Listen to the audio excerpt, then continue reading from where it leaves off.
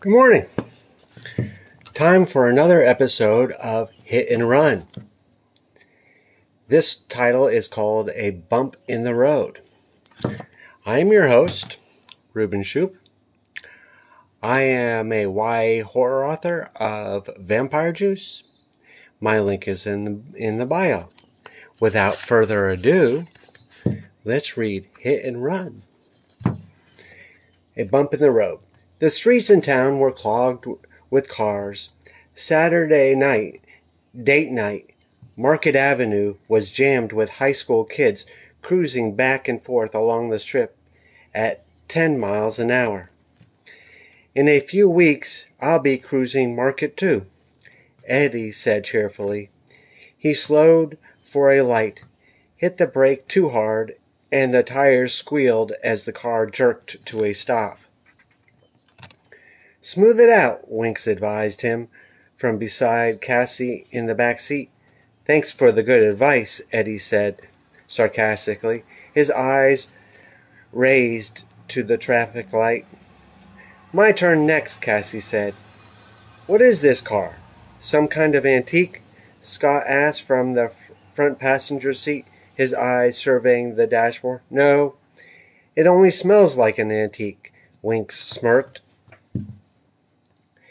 It's Nora, Eddie said, drumming his fingers impatiently on the steering wheel. An old Chevy. My dad bought it third hand for $200. He got ripped off, Winks said. A horn honked impatiently behind them. Eddie, the light's green, Winks said. Green means go. Eddie stepped on the gas, and the car lurched forward, sputtering a little as it shifted. You're full of good advice tonight, Winks, Eddie said good-naturedly. Traffic thinned out past the mall. Eddie made the turn onto Route 12, glancing in the rear-view mirror as if checking to make sure he wasn't being followed. No one's on your tail. You're driving like a pro, Winks said. I thought I saw a cop behind us, Eddie said, picking up speed on the nearly deserted highway. Don't get paranoid, Scott warned, giggling. When do I get a turn? Cassie asked impatiently. Eddie obediently pulled the car over to the side of the road. A pickup truck with only one headlight rumbled past. Cassie got out of the car and traded places with him. Move the seat up if you have to, Eddie instructed. No, we're about the same height, Cassie said, studying the dashboard.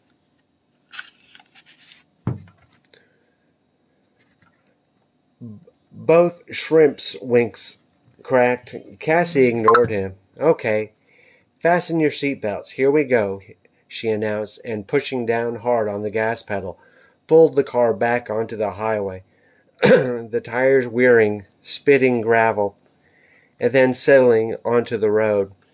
Cassie drove smoothly. After nearly half an hour, cruising through several small farm towns past dark flat fields that seemed to stretch on forever, she turned the wheel over to Winks. He kept his promise to Eddie, driving seriously and carefully. In typical fashion, he kept up a running commentary on every move he made. I'm looking in the mirror now. Now I'm sliding my hand down the wheel. I'm scratching my ear with my hand. Now I'm checking the speedometer, picking my nose now, until the other three begged him to shut up. Finally, he relinquished the driver's seat to Scott, who drove without incident along the nearly empty highway, taking them most of the way back toward Avondale. Hey, we're going to be pros by the time we take the driver's test, Winks exclaimed happily. I could drive this car with my eyes closed. I heard the parallel parking test is real easy, Scott said, pulling over to the shoulder that Eddie could drive the rest of the way home. If you take the test in a really small car, you can't flunk it, Cassie said, staring out the window at a tall silo.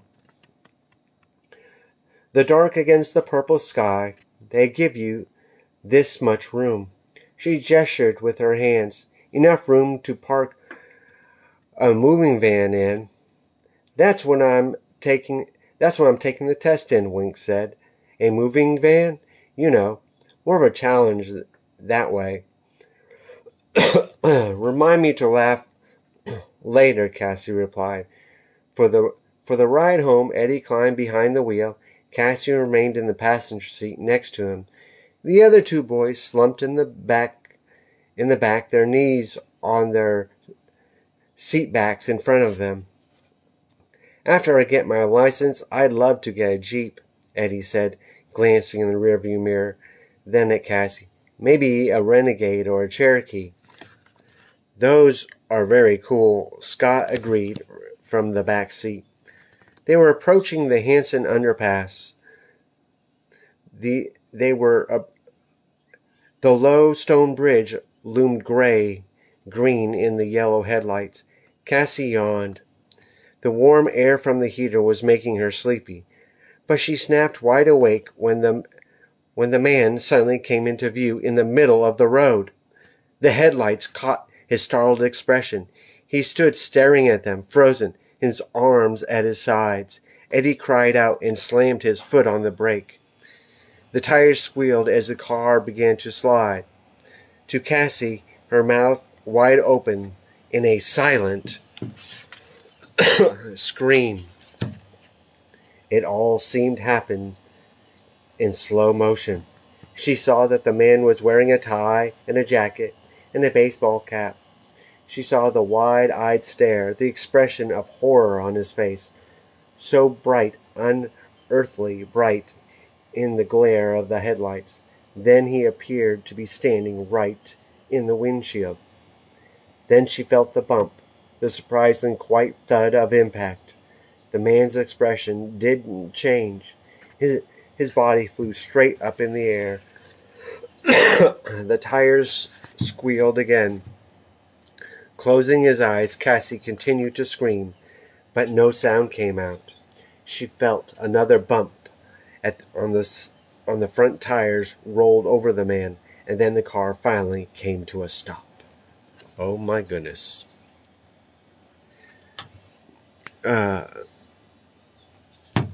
Okay. Now, Chapter 6. Hit and Run. Let's continue.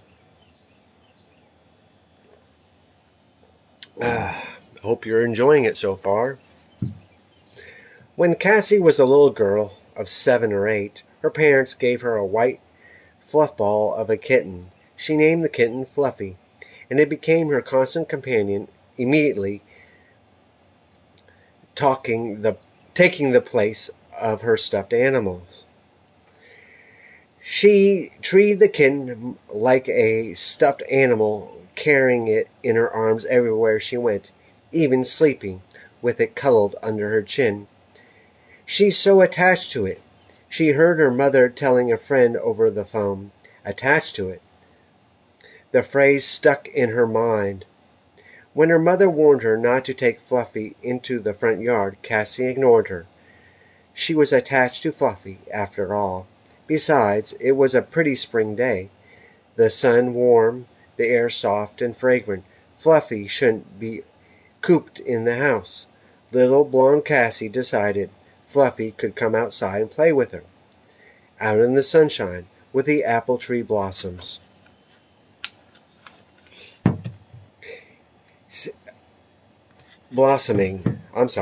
Pink and white all down the block. Fluffy didn't want to stay in Cassie's arms. The kitten wanted to explore and run. And when Fluffy ran into the street, ignoring the little girl's frantic cry, Cassie felt a terror inside her that she had never experienced. A cold, paralyzing terror. The sound of the squealing red car, the sight of the black tire track over Fluffy's flattened white fur. And then the tears that wouldn't stop, the tears she didn't want to stop. Cassie saw it and heard it again and again. Whenever she closed her eyes, awake or in dreams, the squeal, the black tire crack, the feeling of terror.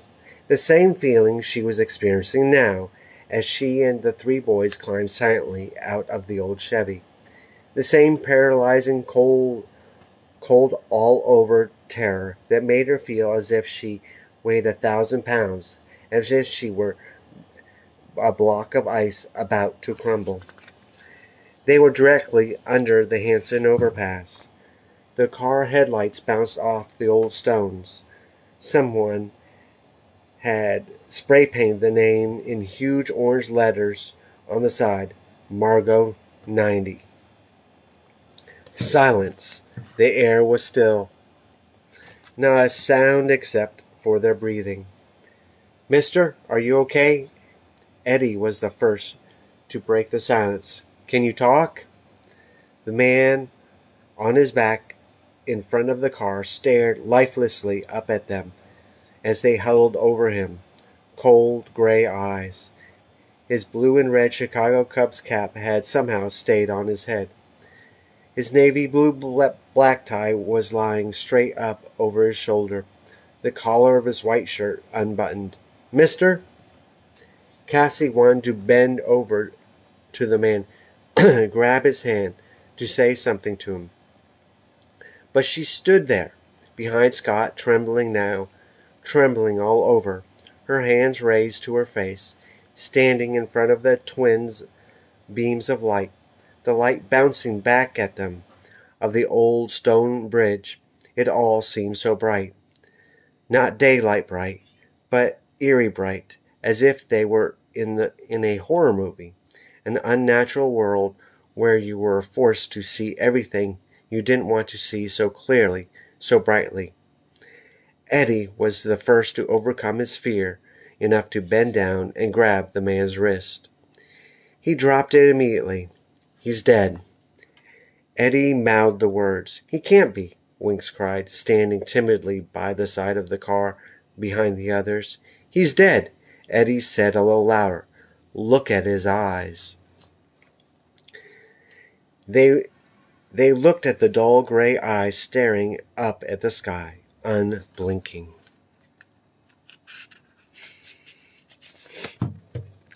"I'll never forget those horrid eyes," Cassie thought. She pictured the black tire cracks on her white kitten. "I'll never forget those eyes." Scott put a hand on her shoulder. "Yeah, he's dead," he said, his voice a whisper. He squeezed Cassie's shoulder. "What are we going to do?" I killed him," Eddie cried, a loud shriek of horror that startled them all. Eddie dropped to his knees on the pavement, buried his face in his hands. "Eddie," Cassie started, but the words didn't come. She leaned back against Scott. "I killed him," Eddie cried again. Cassie gulped a deep breath of cool air and pulled away from Scott's grip. She dropped down beside Eddie, surprised at how cold the pavement felt through the knees of her jeans. "Eddie, stop." He dropped his hands to his side and gazed at her, his face swollen and red in the yellow light from the headlights, the dark eyes wet with tears. "Cassie, I ran over him." "It was an accident," she said softly. She wanted to hug Eddie, to comfort him somehow, but she couldn't raise her arms, couldn't move. She turned away for a brief second and stared again at the corpse's wide eyes beneath the cub's cap. "But he's dead," Eddie wailed. "What are we going to do?" Cassie raised her eyes and saw Winks walking toward them, a determined look on his face. "Winks," she called to him, but he ignored her and with a loud groan hunkered over the body. "Winks, what are you doing?" Scott, his face hidden in the shadows, called. Winks grabbed the dead man's wrist and pushed him on his side. When he reached onto his back pocket, pulled out a flat brown wallet. "Winks!" Cassie cried, horrified. Was Winks going to rob a corpse? "I just wanted to see who he is," Winks said, holding the wallet open with both hands, held it in front of the headlight.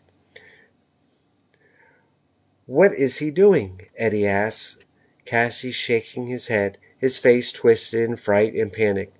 Brant Tinkers, Winks announced. His name is Brant Tinkers. Is there an address? Scott asked, still hidden in shadows, his voice shrill and high-pitched. Why do we need an address? Eddie exploded. Are we going to drop him off at his house? He's dead. Don't you understand? I killed him. Cassie finally managed to reach out and put her hands on Eddie's shoulders. Be calm, she whispered, even though her heart was thudding like a bass drum in her chest. Be calm, Eddie. It was an accident. An accident. Winks returned the wallet to the dead man's back pocket, then made a sour face. I feel sick. I really do. He gagged and raised his hand over his mouth, his eyes going wide behind the dark-framed glasses, and ran behind his ear to vomit. When my parents find out I took the car, they'll kill me, Eddie wailed. How could this happen? How? Cassie held on to him tightly, but couldn't find any comforting words. She found herself thinking about what her parents would say. They'll never trust me again, she realized. They'll always be suspicious of me, of where I'm going, what I'm doing. She turned to look down the dark highway. No one coming, no lights, nothing moving. We've got to get out of here, Winks said, reappearing by the driver's side of the car, leaning against the door. I just pooped my guts out. What do you mean, get out of here? Eddie asked, jumping unsteadily to his feet. He looked very confused. We can't stay here, Winks said impatiently, pulling open the car door. We've got to go. We have to. Cassie climbed to her feet, feeling as if she weighed a ton. She stared down at the corpse. Winks? I know what you're going to say, Winks replied, heatedly, speaking rapidly, still leaning against the car. But we can't do anything for this guy now. He's dead. We can't get an ambulance for him. We can't help him. It's too late. So we have to help ourselves. He's right, Scott said, stepping into the light, his hands jammed into his pockets. We don't have driver's licenses. The police will fry our butts. Our lives will be ruined. Everyone will know what we did. We could even go to jail or something. But we can't just take off, Cassie said, glancing at Eddie, who was now trembling all over, looking very faint. She put her arm around his shoulders to steady him. I can't believe it, Eddie muttered, shaking his head. I killed a man. I killed a man. We have to take off, Scott insisted, staring down the highway. Now! We can't do anything for this guy, Winks said from the side of the car. It was a terrible accident. We'll live with it forever. Forever, Eddie repeated, staring down at the corpse. But we can't let it ruin our lives, Winks continued. Come on, get in. I don't know, Cassie said, her mind spinning, the yellow beams of light suddenly growing brighter, then dimmer, as she stared at them. She saw the black tire track on the white fluff ball. She felt so guilty. It took her a while to realize that the others were staring at her, waiting for her to decide. Okay, she said with a loud sigh. Let's go. Let me get a drink first.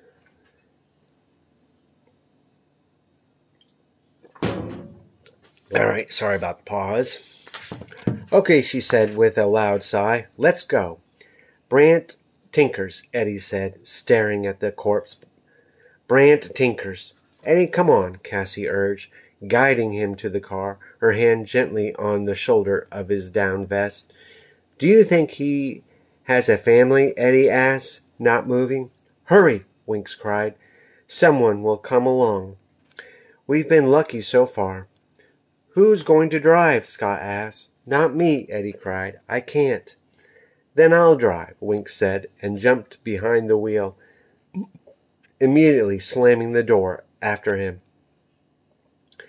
But we can't just leave him lying in the middle of the highway, Cassie protested, not recognizing her shrill, frightened voice. Help me move him, Scott said, stepping close to her.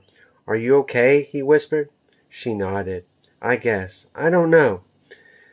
We'll carry him to the side of the road, Scott said, staring into her eyes. No, don't touch him, Eddie screamed. Let's get Eddie to the car first, Cassie suggested to Scott. He's not doing too well. They each took an arm and walked Eddie to the car. He sagged down in the back seat, crossing his slender arms protectively over his chest, staring down at the floor. Then Cassie and Scott quickly rolled the corpse onto the grassy shoulder of the road. I've never touched a dead man before, Cassie said, shuddering, suddenly chilled from head to foot. Scott put an arm around her shoulders. Neither have I. Leaning against each other, they made their way quickly to the car. Wink started up the engine before Cassie and Scott were inside. As soon as they had pulled their door shut, he sped off, flooring the gas pedal so that the car lurched forward, throwing all of its passengers back against their seats. Wink, slow down, Cassie scolded. That's all we need is to get a speeding ticket. For some reason, this struck Scott as funny. He started to laugh in his high-pitched giggle. Wink's laughed too, high-pitched, nervous laughing. But he slowed the car down to 40. Eddie, feeling a little better, Cassie asked beside him in the back seat. Eddie stared straight down. Eddie? I guess, he said finally, not looking at her. This is a hit and run, you know. We could all be arrested. No one saw us, Wink said, slowing even more, as they reached down. Darkened stores passing on both sides. No one. There was no one around. But we could be arrested, Eddie insisted. We'll be okay, Cassie said softly. Winks is right, Eddie. There were no witnesses. What happened is terrible, but it was an accident. An accident. You have to keep telling yourself that. What was Brant Tinkers doing there, in the middle of the highway anyway? Winks asked.